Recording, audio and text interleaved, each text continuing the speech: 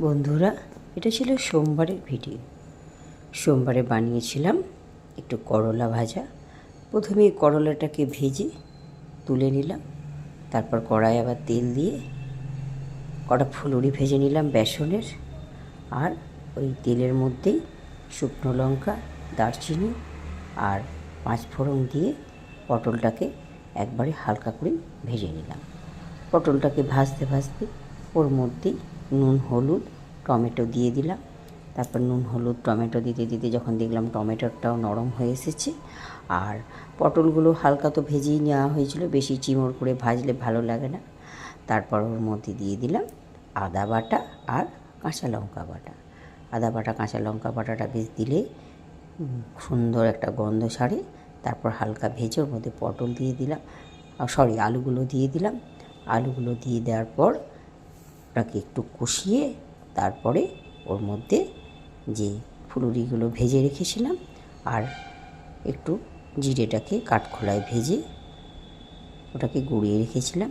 তারপর ওই তরকারিটা ফুটতে ফুটতে বড়াগুলো দিয়ে দিলাম আর ভাজা মশলাটাও দিয়ে দিলাম। বেশ তরকারির একটা সুন্দর গন্ধ ছাড়ে। এই ভাজা মশলা দিয়ে তরকারিটা করলে তরকারিটা বেশ রিচ লাগে না, দেখবে বেশ হালকাই ভালো লাগে আর বেশ সুন্দর একটা গন্ধ ছাড়ে। এর মধ্যে নুন, চিনি ব্যালেন্স করে সবই দিয়ে দিয়েছি। তরকারিটা হয়ে গেল। আজ বানাবো বাটা মাছ, তাই বাটা মাছটা নুন হলুদ মাখিয়ে ভেজে নিলাম।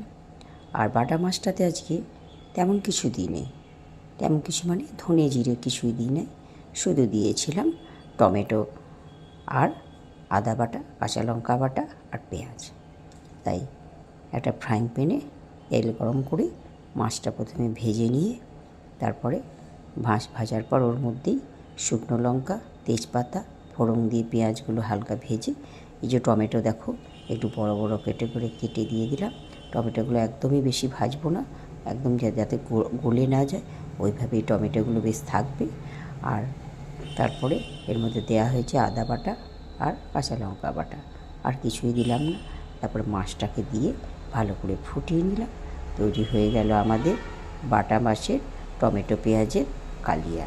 এরকমভাবে একবার বাটা মাছটা টমেটো পেঁয়াজ দিয়ে রান্না করে দেখবে, বেশ ভালো লাগে, বেশ ভাজা ভাজা, খারাপ লাগে না। তো আমার সোমবারে এই রান্না বান্না ছিল। আমার রান্না বান্না কেমন হয়েছে তোমরা আমাকে জানাবে। আর আমার রান্না বান্না যদি তোমাদের ভালো লাগে তাহলে আমার চ্যানেলটাকে সাবস্ক্রাইব করে দেবে এবং লাইক, কমেন্ট, শেয়ার করবে। তারপরে খেতে দিয়ে দিলাম। পরিপাটি করে খেতে দিতে তো আমি জানো ভালোবাসি।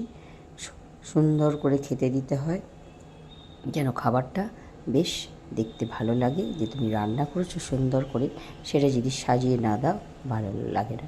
তাই একটু সুন্দর করে গুছিয়ে বাগিয়ে খেতে দিলাম। আর মেনুতে ছিল পটল, আলু, বড়ার সবজি, এক টুকরো লেবু, করলা ভাজা আর বাটা মাছের কালিয়া। কেমন হয়েছে তোমরা বলবে। আর তোমরা আমার পাশে থাকবে আর এইভাবে একবার বাটা মাছ রান্না করে দেখবে আর পটলের তরকারিটাও একবার এইভাবে করে দেখবে, ভালো লাগবে।